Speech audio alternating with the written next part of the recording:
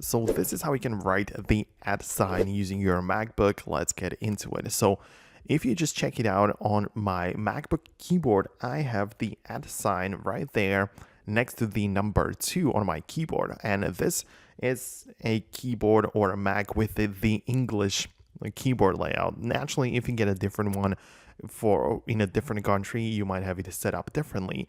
But what we can all do is to change our keyboard languages inside of the settings. So essentially, you can open up the settings or go to the keyboard settings of your device, and you have the ability to click on the plus button in the left corner to add or add additional input source, and you can find the languages right there. And if you do not have English, I would encourage you to just add English into your keyboard, right? And once you do, you can then use the number 2 and the @ sign on the keyboard, which I shown you in the beginning, and just hold shift and click the 2, and the @ sign will be written, right? So you don't even have to use your keyboard all the time. You can switch to a different language for your other writing or whatever.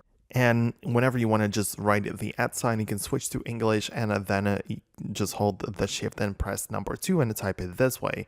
Or another option is to look it up for your language specifically, right? So like a German keyboard might have it somewhere else hidden. So just look it up for a specific language of yours and use that shortcut. Or I like to use it this way, that whenever I write in a different language, I switch it back to English, type the @ sign, and then return back to my original language. Or I always stick with the English layout anyway. So yeah, that's how it works. It's a quick guide. I just wanted to show you how it kind of works. Let me know below in the comments what you are thinking about it. If you have more questions or thoughts, leave them below.